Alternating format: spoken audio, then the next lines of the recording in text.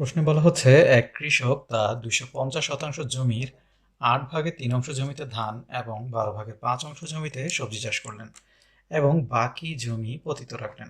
অর্থাৎ এখানে বুঝতে পারছি আমরা সম্পূর্ণ জমির 8 ভাগের 3 অংশ জমিতে তিনি ধান চাষ করেছেন, 12 ভাগের 5 অংশ জমিতে সবজি চাষ করেছেন, আর বাকি জমি কি করেছেন তিনি ফেলে রেখেছেন। বলা হচ্ছে পতিত জমির পরিমাণ বের করো। এখন এই ধরনের সমস্যার সমাধান আমরা এর আগেও করেছি। আমরা কি করব, আমরা সম্পূর্ণ জমিকে এক অংশ ধরে নেব। এরপরে কি করব, এই যে ধান এবং সবজি চাষ করেছে যতটুকু অংশে ততটুকু অংশ যোগ করব। তাহলে এই যোগফলটি কি করব, আমরা বিয়োগ করব কার থেকে? সম্পূর্ণ অংশ থেকে। সম্পূর্ণ অংশ থেকে যদি আমরা ধান এবং সবজির পরিমাণ বাদ দেই তাহলে কি পাবো? বাকি যে অংশ তিনি ফেলে রেখেছেন তার পরিমাণ পেয়ে যাব। তাহলে আমরা শুরু করি। আমরা কি লিখব? ধরি সম্পূর্ণ জমি এক অংশ। এরপরে আমরা কি করব, ধান এবং সবজি যতটুকু অংশের চাষ করে তার যোগফল বের করে নেব। ধান ও সবজি চাষ করেন কতটুকুতে? 8 ভাগের 3 যোগ 12 ভাগের 5 অংশ। তাহলে এখানে যোগফল আমরা কত পাবো? 8 এবং 12 এর লসাগু কত হবে? 24। তাহলে হর দিয়ে ভাগ, লব দিয়ে গুণ, 8 দ্বারা ভাগ করলে 3, 3 3 গুণে 9 যোগ 24কে 12 দ্বারা ভাগ করলে 2, 2 গুণ 5 অর্থাৎ 10। তাহলে আমরা কত পেলাম? আমরা পেলাম হচ্ছে 24 ভাগের 19 অংশ। সুতরাং পতিত রাখেন বা রাখলেন সম্পূর্ণ অংশ থেকে কি করব, এদের যোগফল বিয়োগ করে দিব। তাহলে কত আসবে? এখানে 24। এখানে 24 সরাসরি বসে যাবে কারণ এখানে নিচে কিছু নেই। তাহলে এখানে 24কে 1 দ্বারা ভাগ করলে 24 গুণ 1 অর্থাৎ 24 হবে। আর এখানে যেহেতু আমাদের লসাগু এবং হর একই, তাহলে কি হবে? লব সরাসরি বসে যায়। অর্থাৎ কত পাবো আমরা? 24 ভাগের 5 অংশ। অর্থাৎ তিনি 24 ভাগের 5 অংশ জমি পতিত রাখলেন। খতে বলা হচ্ছে আমাদেরকে সবজির বিক্রয় মূল্যের চেয়ে ধানের বিক্রয় মূল্য 2400 টাকা কম হলে মোট কত টাকার সবজি বিক্রি করেছিলেন। বলা হচ্ছে কি সবজির বিক্রয় মূল্যের চেয়ে ধানের বিক্রয় মূল্য কম, তাহলে সবজি অবশ্যই তিনি বেশি বিক্রি করেছেন। তাহলে সবজির অংশ থেকে ধানের অংশ কতটুকু কম সেটি জানলে আমরা বুঝতে পারবো তার মূল্য 2400 টাকা। কারণ সবজি যতটুকু চাষ করেছেন, ধান কতটুকু চাষ করেছেন সেটি আমরা জানি। এখন তাদের বিয়োগফলই কি? তাদের বিক্রয় মূল্যের পার্থক্য। তাহলে সম্পূর্ণ সমাধানটি আমরা সহজেই করতে পারি। কিভাবে? আমরা লিখতে পারি এখানে কি হবে, অবশ্যই সবজি তিনি বেশি চাষ করেছেন। তাহলে আমরা লিখব যেহেতু তিনি সবজি বেশি চাষ করেন, এখানে আমরা এমনিও দেখতে পাচ্ছি যে এখানে 12 ভাগের 5 অংশ অবশ্যই 8 ভাগের 3 অংশ থেকে বড়। সুতরাং আমরা কি পাবো এখান থেকে? সবজি বেশি চাষ করেন কতটুকু, আমরা বিয়োগফল বের করে নিই। তাহলে 12 ভাগের 5 বিয়োগ 8 ভাগের 3 অংশ।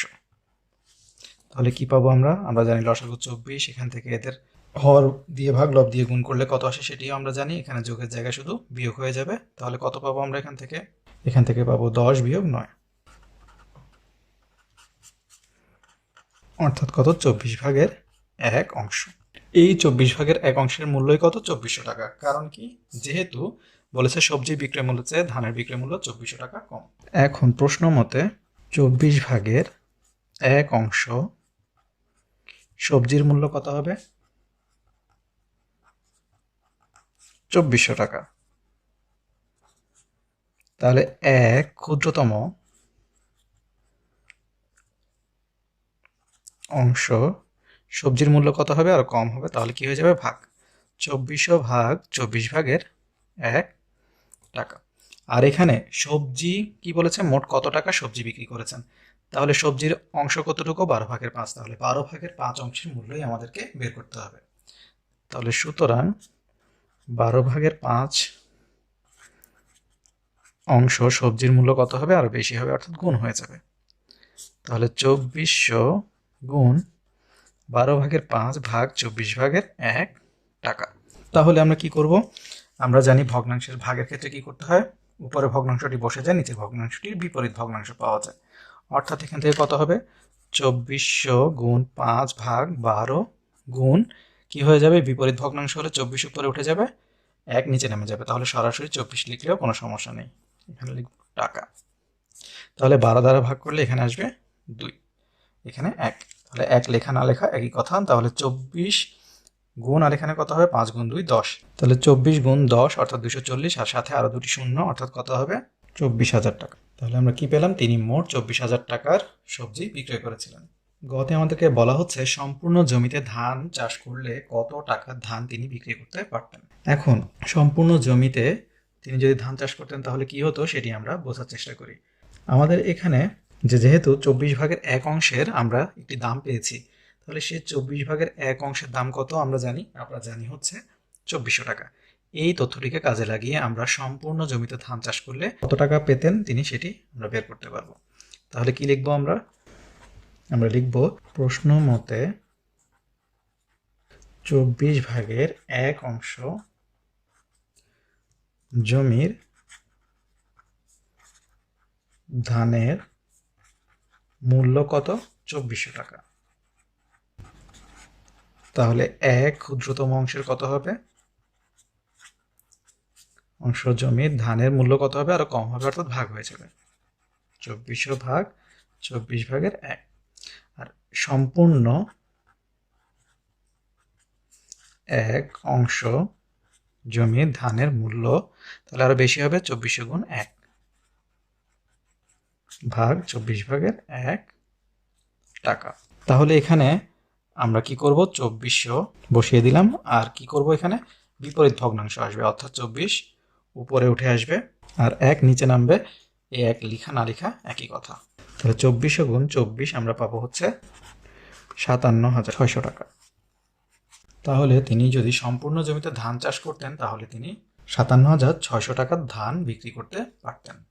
প্রশ্নে বলা হচ্ছে একটি বাঁশের 0.14 অংশ কালো, 0.32 অংশে লাল, 0.29 অংশে হলুদ রং করা আছে, বাকি অংশের দৈর্ঘ্য 5 মিটার। এবং ক দিয়ে আমাদেরকে একটি কি দেয়া আছে, রাশি দেয়া আছে। এখন এখানে বলা হচ্ছে বাঁশের মোট কত অংশ রং করা হয়েছে। তাহলে আমরা জানি কিভাবে করতে হবে, যতগুলো অংশ রং করা হয়েছে সবগুলোকে যোগ করে দিতে হবে। তাহলে আমরা কি লিখবো, বাঁশের মোট 0.14 যোগ 0.32 যোগ 0.29 অংশ রং করা হয়েছে। বা আমরা চাইলে নিচে নিচে লিখতে পারি যে কালো রং করা হয়েছে এত, লাল রং করা হয়েছে এত, হলুদ রং করা হয়েছে এত, এরপর আমরা লিখবো সুতরাং মোট রং করা হয়েছে এগুলো যোগফল। তাহলে আমরা এখানে পাশে রাফ আকারে আপনাদেরকে দেখাই যোগফল কত হবে, 0.32 0.29।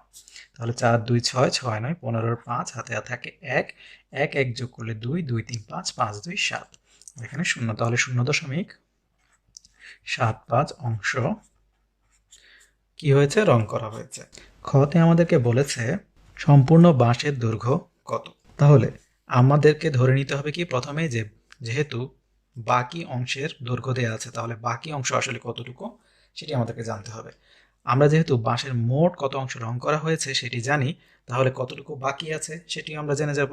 তাহলে আমরা লিখব ক হতে প্রাপ্ত মোট রং করা হয়েছে 0.75 অংশ, সুতরাং বাকি অংশের পরিমাণ কত হবে, সম্পূর্ণ অংশ যদি আমরা 1 অংশ ধরে নিই তাহলে 1 থেকে 0.75 বিয়োগ করে এখানে আমরা ব্র্যাকেটে দিতে পারি সম্পূর্ণ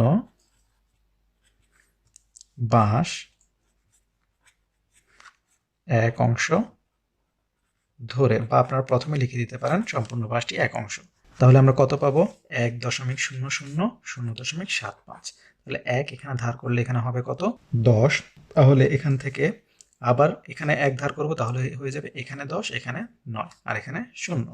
তাহলে 10 থেকে 5 গেলে 5, 9 থেকে 7 গেলে 2 আর এখানে 0, তাহলে 0.25 অংশ। তাহলে এই 0.25 অংশের দৈর্ঘ্যই কত? 5 মিটার। তাহলে এখন আমরা কি লিখতে পারি? আমরা লিখতে পারি 0.25 অংশ, প্রশ্ন মতে লিখতে পারি প্রশ্ন মতে 0.25 অংশ সমান 5 মিটার।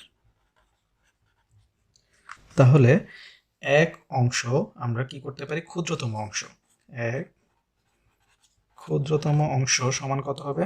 5/0.25 মিটার। সুতরাং এটি কি সম্পূর্ণ অংশ। তাহলে কি হবে? গুণ, এক গুণ করা না করা একই কথা। তাহলে এখানে আমরা শুধুমাত্র ভাগফলটি বের করে দিলে হয়ে যাবে। এখন আমরা কি করতে পারি? দশমিক ওঠানোর নিয়ম আমরা জানি। এখানে কি হবে? অবশ্যই দশমিকের জন্য একটি 1 এবং বাকি পরের অঙ্কগুলোর জন্য একটি করে 0। তাহলে কত? 1, এরপর দুটি 0, 100 দ্বারা গুণ করতে হবে। তাহলে আমরা যদি 100 দ্বারা গুণ করি তাহলে কত পাবো? 0.25 গুণ 100, 5 গুণ 100। তাহলে আমরা কত পাবো? 500/25। তাহলে এখন 500কে 25 দ্বারা ভাগ করলে কত হবে সেটি আমরা বের করে নিতে পারবো। আমরা করে নিই এখান থেকে। এখানে যদি করি তাহলে 500, এখানে 25, তাহলে কত হবে? 25 গুণ 2, 50, এখানে 0 0 0 0। তাহলে কত পেলাম আমরা? 20। তাহলে কত মিটার? 20 মিটার। সুতরাং সম্পূর্ণ বাঁশের দৈর্ঘ্য কত হবে? 20 মিটার। গতে আমাদেরকে বলা হচ্ছে ক এর সরল মান নির্ণয় করো। তাহলে প্রশ্ন আমরা ঠিকভাবে উঠিয়ে নিই। এখানে কি দেওয়া আছে? 5/, ক সমান কত? 5/3 থার্ড ব্র্যাকেট, 4 বিয়োগ 4/1 সেকেন্ড ব্র্যাকেট, 4 বিয়োগ 5/2 প্রথম বন্ধনী, 4 বিয়োগ 2/1 বিয়োগ 6/1 প্রথম বন্ধনী, দ্বিতীয় বন্ধনী, তৃতীয় বন্ধনী। এখন তাহলে আমরা কিভাবে করব? আমরা জানি নিয়ম কি? নিয়ম হচ্ছে প্রথমে প্রথম বন্ধনীর কাজ করা, এরপর দ্বিতীয় বন্ধনী, এরপরে তৃতীয় বন্ধনী। তাহলে প্রথমে আমরা প্রথম বন্ধনীর কাজ করে নিই। 5/3, 4 বিয়োগ 4/1, এগুলো যেভাবে আছে সেভাবেই থেকে যাবে। এখন আমরা কি করব? এখানে 4 এর নিচে কিছু নেই মানে 1। তাহলে আমরা এখান থেকে 2 এবং 6 এর লসাগু কত হবে? 6। আমরা কি পাবো এখান থেকে? যদি আমরা নিচে কিছু নেই মানে 1, তাহলে ভাগফল 6 হবে। 6 গুণ 4 অর্থাৎ 24, বিয়োগ 6কে 2 দ্বারা ভাগ করলে 3, 3 গুণ 1 3, বিয়োগ 6কে 6 দ্বারা ভাগ করলে 1, 1 গুণ 1 1। তাহলে আমরা কত পাচ্ছি এখান থেকে? 5/3। বাকিগুলো যেভাবে আছে সেভাবে বসিয়ে দিচ্ছি। এখান থেকে কত পাচ্ছি? 6, আর এখানে পাচ্ছি 24 থেকে 3 গেলে 21, 21 থেকে 1 গেলে আমরা পাবো 20।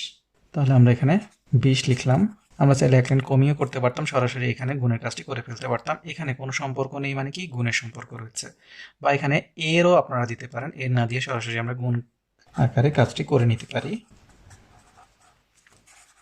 যেমন 4 বিয়োগ গুণ 6/20। যেমন এখানে কত হবে? তাহলে 5 দ্বারা ভাগ করলে এখানে 1, এখানে 4। তাহলে এখানে আমরা আবার 2 দ্বারা ভাগ করতে পারি। তাহলে 2 দ্বারা ভাগ করলে এখানে হবে 3, এখানে হবে 1। তাহলে আমরা কত পাচ্ছি? আমরা পাচ্ছি 5/3, 4 বিয়োগ 4/1, এখানে পাচ্ছি 4 বিয়োগ এখানে 3/4।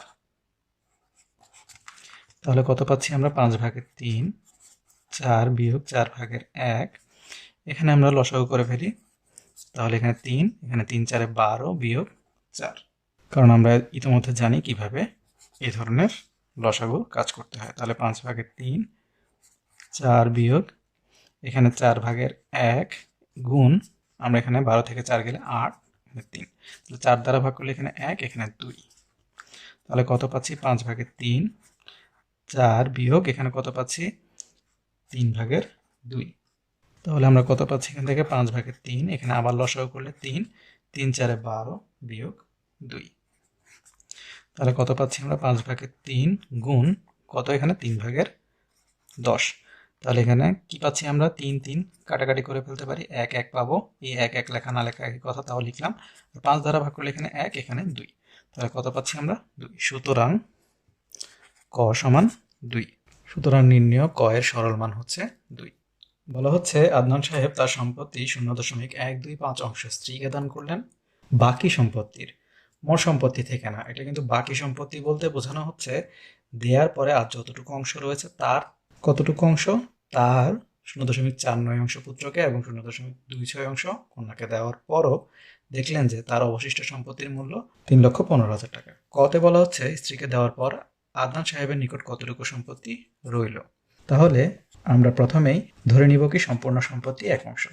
ধরি সম্পূর্ণ সম্পত্তি 1/2। তাহলে সুতরাং স্ত্রীকে দেওয়ার পর অবশিষ্ট থাকে কতটুকু, সম্পূর্ণ অংশ থেকে আমরা কি করব, স্ত্রীকে যতটুকু দেন ততটুকু বিয়োগ করে দিব। তাহলে 1.000 আর এখানে 0.125। আমরা এখানে যতগুলো অঙ্ক রয়েছে ততগুলো অঙ্কের জন্য 0 বসিয়ে নিলাম। তাহলে এখানে বিয়োগ যাচ্ছে না, আমরা এখান থেকে ধার করতে পারছি না, এখান থেকে পারছি না, এখান থেকে পারছি না, তাহলে নিলাম এখান থেকে, তাহলে এটি হয়ে গেল 10। এরপরে এখান থেকে নিলাম, এখানে হয়ে গেল 9, এখানে হয়ে গেল 10। এরপর আবার এখান থেকে নিলাম, তাহলে এটি হয়ে গেল 10, এটি হয়ে গেল 9। তাহলে 10 থেকে 5 গেলে 5, 9 থেকে 2 গেলে 7, 9 থেকে 1 গেলে 8, আর এখানে 0, অর্থাৎ কত, 0.875 অংশ। খতে আমাদেরকে কি বলা হচ্ছে, বলা হচ্ছে তিনি পুত্র ও কন্যাকে মোট সম্পত্তির কত অংশ দিলেন। তাহলে আমাদেরকে কি জানতে হবে, আমাদেরকে জানতে হবে যে পুত্র ও কন্যা আসলে আলাদা আলাদা কতটুকু পেয়েছে। আমরা কিন্তু এক অংশের 0.49 এবং 0.26 যোগ করে দিলে হবে না, আমাদেরকে বলেছে বাকি সম্পত্তির, অর্থাৎ বাকি সম্পত্তি কতটুকু, 0.875। এই 0.875-এর 0.49 অংশ পুত্র পায় এবং 0.26 অংশ কন্যা পায়। তাহলে আমরা কি পাই, প্রথমে ক হতে প্রাপ্ত বাকি সম্পত্তি 0.875 অংশ। এখন আমরা কি লিখব, সুতরাং পুত্র পায় 0.875 এর কতটুকু, 0.49 অংশ। এখন আমরা কিভাবে করব, এর কাজ কি, গুণ। তাহলে সরাসরি আমরা গুণ করে দিতে হবে 0.875 এবং 0.49। এরপরে কিছু নেই যেহেতু, 0 দিয়ে এটিকে পূরণ করতে হবে। আমরা একটির পরে একটি, এখানে দশমিকের পরে পাশাপাশি নিচে নিচে অঙ্কগুলো বসাবো। তাহলে এখানে 0। তাহলে এই শূন্যগুলোর কাজ আমরা না করলেও চলবে। এখানে কি পাচ্ছি আমরা, সবগুলো 0 0 0 0, এখানে একটি 0 বসালাম।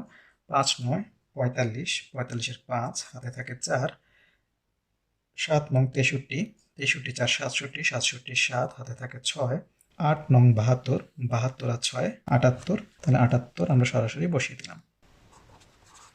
দুটি 0 বসালাম। 4 5 20, 20-এর 0 হাতে থাকে 2, 4 7 28, 28 2 30, 30-এর 0 হাতে থাকে 3, 4 8 32, 32 আর 3 35।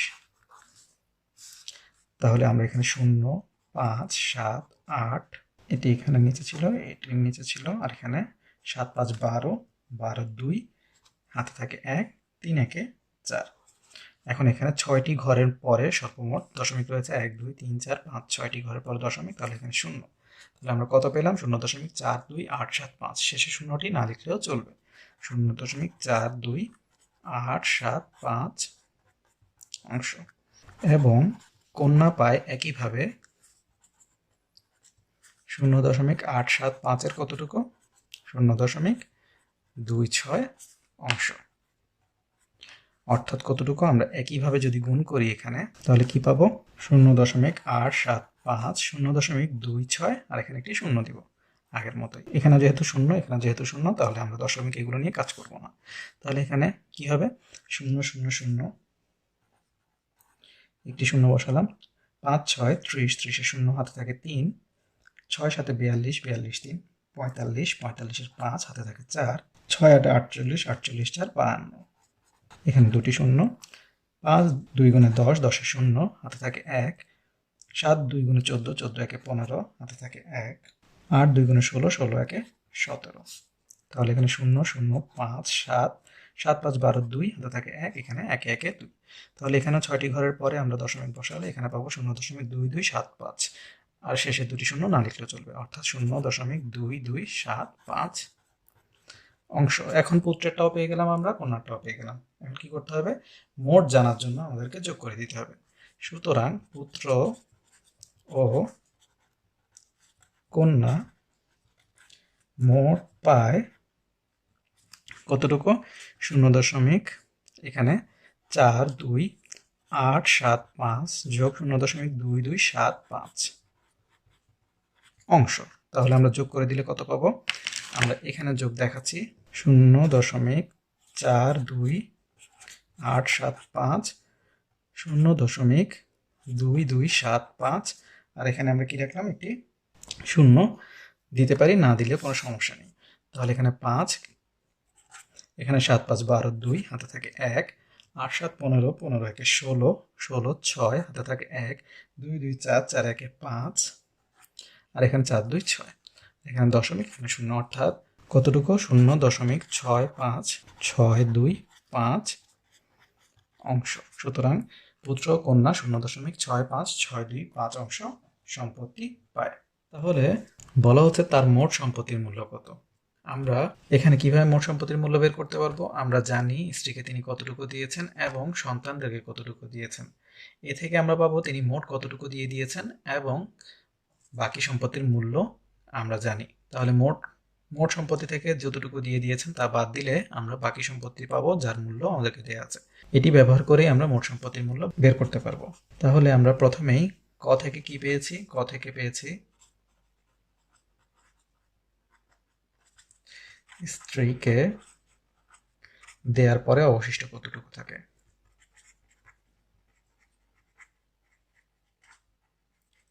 কতটুকু? 0.875 অংশ, বা এটিকে আমরা কি করে নিব? আমরা সাধারণ ভগ্নাংশে নিয়ে আসব। আমরা সাধারণ ভগ্নাংশে এখানে রাফে দেখাবো। তাহলে এখানে আমরা জানি দশমিকের জন্য 1, বাকিগুলোর জন্য 0, আর এখানে 875। আমরা জানি 25-এর গুণিতকগুলো কেমন হয়? 25, 50, 75, 100 এভাবে করে, অর্থাৎ শেষে যদি ন্যূনতম দুটো শূন্য থাকে। তাহলে এখানে আমরা কি পাবো? 25 দ্বারা ভাগ করতে পারবো। 25 দ্বারা ভাগ করলে আমরা এখানে পাবো 35, এখানে পাবো 40। এরপরে আমরা এখানে 5 দ্বারা ভাগ করলে এখানে পাবো 7, এখানে পাবো 8। তাহলে এখানে আমরা কত পাচ্ছি? 8/7 অংশ পুত্র ও কন্যা পায়। আমরা এটি কি পেয়েছি? খ হতে কতটুকু? 0.65625। এটিকে আমরা কি করব? বা কত অংশ? দশমিকের জন্য 1, এরপরে 5টি শূন্য। এটিকে আমরা 25 দ্বারা ভাগ করতে পারবো। 25 দ্বারা ভাগ করলে আমরা এখানে প্রথমে পাবো 2625, এখানে পাবো 4000। আবার দেখতে পাচ্ছি শেষে 25 আছে, যেহেতু 25 দ্বারা ভাগ করা যাবে, তাহলে আমরা পাবো 105, আর এখানে পাবো 160। এখন 5 দ্বারা ভাগ করলে আমরা এখানে পাবো 32, আর এখানে পাবো 21। তাহলে 32/21। এখন এটি হচ্ছে অবশিষ্ট সম্পত্তি স্ত্রীকে দেওয়ার পরে, আর এটি হচ্ছে পুত্র কন্যার। তাহলে অবশিষ্ট সম্পত্তি থেকে যদি আমরা পুত্র কন্যাটা বাদ দিই, তাহলে বাকি অবশিষ্ট কতটুকু রয়েছে মোট, সেটি আমরা পেয়ে যাব। তাহলে আমরা কি লিখবো? সুতরাং অবশিষ্ট সম্পত্তি কত হবে? 8/7 থেকে আমরা 32/21 বিয়োগ করব। কারণ হচ্ছে এটি হচ্ছে অবশিষ্ট স্ত্রীকে দেওয়ার পরে, এই অবশিষ্ট থেকে স্ত্রী ও কন্যার অংশ আমরা বাদ দিলে মোট তাদেরকে দেওয়ার পরে, স্ত্রী, কন্যা, পুত্র এদেরকে দেওয়ার পরে কতটুকু রয়েছে তা বের করতে পারবো। তাহলে কত হবে? 8 এবং 32-এর লসাগু 32 হবে। তাহলে হর দিয়ে ভাগ, লব দিয়ে গুণ।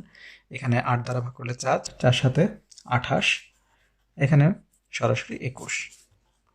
তাহলে আমরা কত পাবো? আমরা পাবো হচ্ছে 32/7 অংশ। এই যে এই অবশিষ্ট সম্পত্তির মূল্য কত? 3,15,000 টাকা। এখন প্রশ্ন মতে 32/7 অংশ সমান 3,15,000 টাকা। তাহলে এক ক্ষুদ্রতম অংশ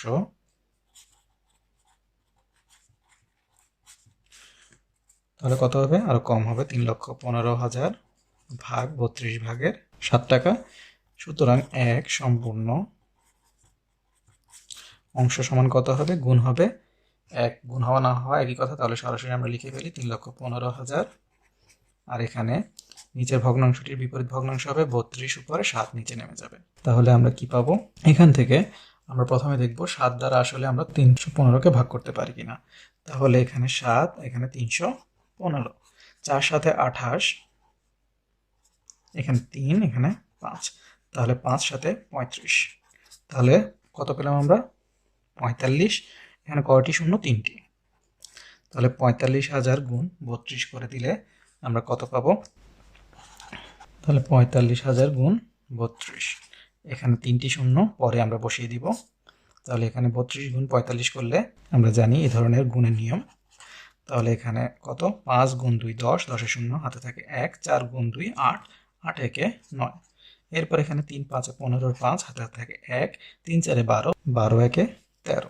তাহলে এখানে কত পাচ্ছি? 0, 9 5 14, 4 হাতে থাকে 1, 1 3 4, আর এখানে 0 1। এখানে তাহলে কয়টি শূন্য? 3টি। তাহলে কত পেলাম? 14,40,000 টাকা।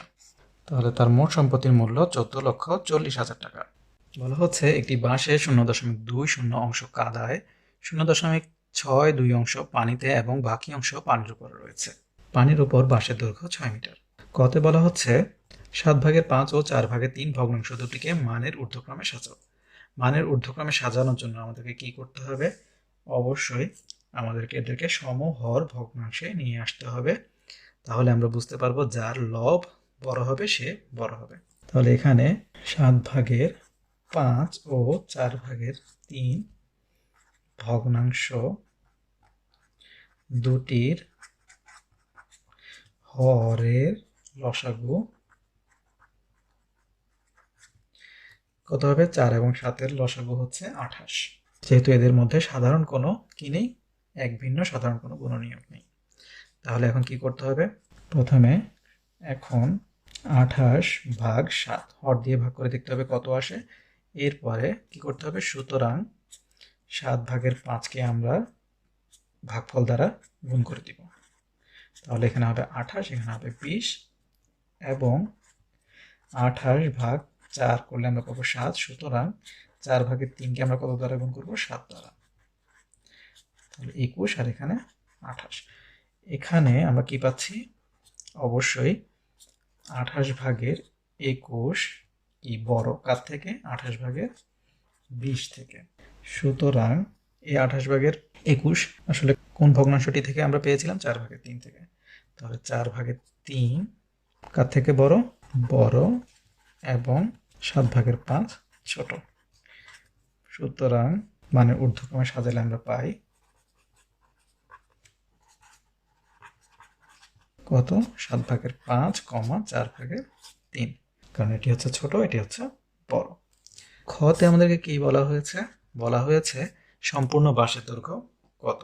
তাহলে প্রথমে আমাদেরকে জানতে হবে কতটুকু কাদায় পানিতে রয়েছে, আর বাকি অংশের আমাদের এখানে কি দেওয়া আছে? দৈর্ঘ্য দেওয়া আছে। বাকি অংশ তাহলে আমরা খুব সহজেই বের করে নিতে পারবো যদি আমরা কাদায় ও পানিতে কতটুকু অংশ রয়েছে তা জানতে পারি। দেয়া আছে কাদায় আছে 0.20 অংশ, পানিতে আছে 0.60 অংশ। সুতরাং কাদায় ও পানিতে আছে মোট 0.20 যোগ 0.60 অংশ। যোগ করলে কত হবে? আমরা জানি 0.8 অংশ। এখন আমরা কি করব? ধরে নিব সম্পূর্ণ বাঁশটি 1 অংশ। ধরি সম্পূর্ণ বাঁশটি 1 অংশ। সুতরাং আমরা তো জানি কাদায় পানিতে কতটুকু আছে, বাকিটা তো কি রয়েছে? পানির উপরে রয়েছে। তাহলে আমরা লিখব পানির উপরে আছে কতটুকু? সম্পূর্ণ অংশ থেকে পানি ও কাদায় কতটুকু আছে তা বিয়োগ করে দিব। তাহলে বিয়োগ করলে আমরা কত পাবো? আমরা জানি এখান থেকে 1.0, 0.8। তাহলে 1 ধার করে ফেললে এখানে 10 থেকে 8 গেলে 2, এখানে 0, অর্থাৎ 0.2 অংশ। তাহলে এখন এই পানির উপরের অংশটি কত? 6 মিটার। প্রশ্ন মতে 0.2 অংশ বা অংশের দৈর্ঘ্য 6 মিটার। সুতরাং এক ক্ষুদ্রতম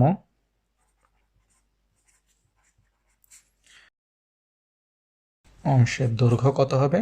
আরো কম, তাই ভাগ হয়ে যাবে, 6 ভাগ 0.2 মিটার। সুতরাং এক সম্পূর্ণ অংশের দৈর্ঘ্য কত হবে? বেশি হবে, গুণ হয়ে যাবে, গুণ আর না দেখালেও চলবে। তাহলে আমরা কি করব, এখান থেকে দশমিক উঠিয়ে ফেলার জন্য 0.2 গুণ দশমিকের জন্য 1, এরপর একটি শূন্য, অর্থাৎ 10 দ্বারা গুণ করে দিব। তাহলে এখানে পাবো 2, আর এখানে 6 10 60। তাহলে এখানে 2 দ্বারা ভাগ করলে পাবো 30 মিটার। সুতরাং সম্পূর্ণ বাঁশের দৈর্ঘ্য 30 মিটার। গতে বলা হচ্ছে বাঁশের কাদার চেয়ে পানিতে কত মিটার বেশি আছে।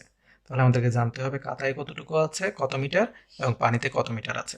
তারপর আমরা একটি থেকে একটি বিয়োগ করলে বুঝে যাব কতটুকু বেশি আছে। আমরা প্রথমেই জানি কি, অবশ্যই যে সম্পূর্ণ বাঁশের দৈর্ঘ্য কত। তাহলে এই যে মোট দৈর্ঘ্যের কত অংশ কাদায় রয়েছে, কত অংশ পানিতে রয়েছে, সেটি ব্যবহার করে আমরা তাদের পরিমাণ বা দৈর্ঘ্য বের করে নিতে পারবো। তাহলে আমরা কি লিখব? খ হতে প্রাপ্ত মোট বাঁশের দৈর্ঘ্য বা বাঁশের সম্পূর্ণ দৈর্ঘ্য 30 মিটার। এখন কাদায় রয়েছে 30 এর কত অংশ? 0.2 অংশ, তাহলে এত মিটার। তাহলে 30 গুণ, তাহলে এখানে দশমিক উঠে গেলে কি হবে? এখানে আমরা কত দ্বারা গুণ করতে হবে? 0.2, শূন্যকে আমরা 0.2 লিখতে পারি। তাহলে আমরা কি লিখবো এখান থেকে? দশমিকের জন্য 1, এর পরের একটি অঙ্কের জন্য একটি শূন্য, আর এখানে 2। তাহলে আমরা ভাগ করলে 3 গুণ 2 অর্থাৎ 6 মিটার। এবং পানিতে আছে একইভাবে 30 এর 0.60 মিটার। তাহলে আপনারা বুঝে গেছেন, এই শূন্য না ধরলেও চলবে। তাহলে 30 গুণ কত হবে? দশমিকের জন্য 1, এরপরের জন্য একটি শূন্য, আর এখানে 6। তাহলে আমরা কত পাবো? ভাগ করলে 3, এখানে 1 না লিখলেও চলে, তাও দিচ্ছি, 3 6 18 মিটার। তাহলে আমরা দেখতে পাচ্ছি পানিতে আছে 18 মিটার, কাদায় রয়েছে 6 মিটার। তাহলে পানিতে কত মিটার বেশি আছে? সুতরাং পানিতে বেশি আছে 18 বিয়োগ 6 মিটার সমান সমান কত? 12 মিটার। সুতরাং কাদা চেয়ে পানিতে 12 মিটার বেশি আছে। বলা হচ্ছে একজন শিক্ষক 60.60 টাকা দরে 722.15 টাকার কমলা কিনে 13 জন শিক্ষার্থীর মধ্যে সমানভাবে ভাগ করে দিলেন। কতে বলা হচ্ছে একটি কমলার দাম কত। তাহলে আমরা প্রথমে কি দেখতে পাচ্ছি, এখানে 12টি কলার দাম হচ্ছে 60.60। কিভাবে? কারণ বলেছে 60.60 টাকা ডজন দরে, 1 ডজন সমান আমরা জানি 12টি। তাহলে 12টির দাম জানলে আমরা একটি দামও বের করে নিতে পারবো। তাহলে আমরা কি লিখবো? আমরা জানি 1 ডজন সমান 12টি। এখন 12টি কমলার মূল্য 60.60 টাকা। সুতরাং একটি কমলার মূল্য কত হবে? আরো কম, অর্থাৎ ভাগ হয়ে যাবে। তাহলে আমরা কি করব? এখান থেকে 12 দ্বারা 60.60কে ভাগ করব। 5 12, আমরা জানি কত হবে? 7। তাহলে এখানে 6 বসালে কিছু হচ্ছে না, তাহলে আমরা কি করতে হবে? আরেকটি সংখ্যা নামাতে হবে। তাহলে এখানে দশমিক হবে, আমাদের মূল অংশের কাছে, সেজন্য আমরা এখানে দশমিক বসালাম। আর এখানে দুটি সংখ্যা বসাতে হয়েছে, তাই এখানে একটি শূন্য, এরপরে 5 12 60। তাহলে এখানে 60 বসানো শূন্য, অর্থাৎ 5.05। আপনারা চাইলে এখানে আন্তর্জাতিক নিয়মেও করতে পারেন। 60.60 এভাবে যখন করবেন তখন 5 আসবে এখানে 60, এরপরে যখন এখানে 6 নেওয়া হবেন কিছু হবে না, আর এখানে যখন শূন্য নামাবেন তাহলে এখানে এই 6-এর যেহেতু আমরা কাজ করার সময় কোনো ভাগফল পাইনি তাই এখানে শূন্য হবে। এরপরে আবার 5 12 60 যখন করব তখন 60 বসাবো, এখানে শূন্য। তাহলে এখানে আমরা কি বসাবো? দশমিকটি বসিয়ে নিব। তাহলে কত হবে? 5.05। তাহলে 5.05 টাকা একটি কমলার মূল্য। খতে আমাদেরকে বলা হচ্ছে শিক্ষক কতটি কমলা কিনলেন। তাহলে আমরা জানি এখানে যে তিনি 60.60 টাকার ডজন ধরে, তাহলে অর্থাৎ 12টি 60.60 টাকায় কিনেছেন। তাহলে 722 টাকায় কতটি পাওয়া যাবে সেটি আমরা বের করতে পারবো। আমরা কিভাবে কি লিখবো? আমরা লিখবো 60.60 টাকায় পাওয়া যায় 12টি কমলা, বা না লিখলেও কমলা কোনো সমস্যা নেই। তাহলে 1 টাকায় পাওয়া যাবে আরো কি কমটি, অর্থাৎ ভাগ হয়ে যাবে 12 ভাগ 60.60টি। সুতরাং 722.15 টাকায় পাওয়া যায় কতটি? 12 গুণ 722.15, আর এখানে 60.60টি। এখন আমরা কি করতে পারি? আমরা নিচের সংখ্যাটি কি? নিচের সংখ্যাটি হচ্ছে ভাজক। ভাজককে পূর্ণ সংখ্যায় নিয়ে আসার চেষ্টা করব। তাই কি করতে হবে? এখানে 60.60 গুণ, আমরা কি করতে পারি? দশমিকের জন্য একটি 1, এরপরে দুটির জন্য দুটি শূন্য। আমরা এখানে এই শূন্যের কোনো দাম নেই জানি, কিন্তু আমরা যখন 100 দিয়ে গুণ করে দিব সুবিধাটি কি হবে? 100 দিয়ে তো উপরে নিচে দুটিতেই গুণ করতে হবে। তাহলে এখানেও দেখতে পাচ্ছি দশমিকের পরে দুটি অঙ্ক রয়েছে, তাহলে এই সংখ্যাটিও কি হয়ে যাবে? দশমিক ছাড়া হয়ে যাবে, অর্থাৎ পূর্ণ সংখ্যায় চলে আসবে। তাহলে এখানে 12 গুণ 722.15 গুণ 100। তাহলে আমরা এখান থেকে কত পাবো? আমরা এখান থেকে পাবো হচ্ছে 6060। এখান থেকে পাবো হচ্ছে 12 গুণ 722-এর পরে 15 দশমিক উঠে গেলে হবে 72,215। এখন আমরা ভাগ করব। তাহলে কিভাবে ভাগ করব? আমরা ছোট ছোট করে ভাগ করি। আমরা বুঝতে পারছি এখানে আমরা 12 দ্বারা ভাগ করতে পারবো, কারণ 6060 এভাবে আমরা দেখতে পাচ্ছি। তাহলে 12 দ্বারা যদি ভাগ করি, আমরা জানি এখানে তখন পেয়েছিলাম কত? 5.05। তাহলে এখানে বুঝতেই পারছি এখানে পাবো 505। তাও আমরা দেখে নিই 12। তাহলে 5 12 60। এখানে একটি অঙ্ক আনলে হচ্ছে না, দুটি অঙ্কের জন্য এখানে একটি শূন্য। 5 12 আবার 60, তাহলে 505। তাহলে এখানে 1, এখানে 505। এখন আমরা কি করতে পারি? আর এখানে আমরা দেখতে পাচ্ছি শেষে 5 রয়েছে, তাহলে 5 দ্বারা ভাগ করা যাবে। 72,215-কে যদি আমরা ভাগ করি 5 দ্বারা, তাহলে কত পাবো? 14,443। আর এখানে পাবো 101। আমরা জানি কিভাবে ভাগ করতে হবে, 5 দ্বারা। এরপরে আমরা যদি এখন 101 দ্বারা ভাগ করি সরাসরি, তাহলে এখানে পাবো আমরা 143। তাহলে তিনি 143টি আম কিনেছেন।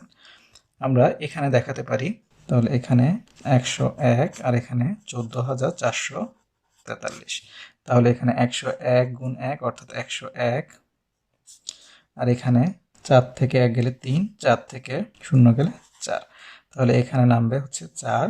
তাহলে 4 গুণ 101 অর্থাৎ 404। তাহলে এখানে হচ্ছে 0, এখানে হচ্ছে 3, এখানে তাহলে 3 নামলো। তাহলে 101 গুণ 3 অর্থাৎ 303। তাহলে 101 গুণ 3 অর্থাৎ 303। এভাবে করে আমরা পেয়ে গেলাম তিনি মোট 143টি কিনেছেন। এখন আমাদেরকে গতে কি বলা হচ্ছে? গতে বলা হচ্ছে শ্রেণীতে যদি 2 জন শিক্ষার্থী কম থাকে তবে প্রত্যেকে কয়টি করে কমলা পাবে। এখন 13 জন শিক্ষার্থীর মধ্যে তিনি বলেছিলেন সমানভাবে ভাগ করে দিয়েছিলেন। আর এখন বলেছে শ্রেণীতে যদি 2 জন শিক্ষার্থী কম থাকে, তাহলে আমরা কি লিখব? শ্রেণীতে 2 জন শিক্ষার্থী কম থাকলে শিক্ষার্থীর সংখ্যা কত হবে? 13 জন বিয়োগ 2 জন, বা 13 বিয়োগ 2 জন সমান সমান 11 জন। তাহলে খ হতে প্রাপ্ত আমরা কি পাই? খ হতে প্রাপ্ত শিক্ষক মোট 143টি কমলা কিনেন। সুতরাং একজন পাবে কতটি? 143-কে যদি আমরা 11 ভাগ করি তাহলে পেয়ে যাব কতটি করে পাবে? তাহলে 11 ভাগ 143। তাহলে 11 একে 11, এখানে 3, এখানে 3 11 33। তাহলে কটি করে? 13টি করে কমলা একজন পাবে। তাহলে সুতরাং একজন শিক্ষার্থী 13টি করে কমলা পাবে।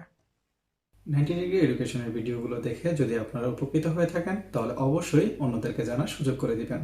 আর আমাদের ভিডিওগুলো অবশ্যই বাণিজ্যিকভাবে ব্যবহার থেকে বিরত থাকবেন। ধন্যবাদ সবাইকে।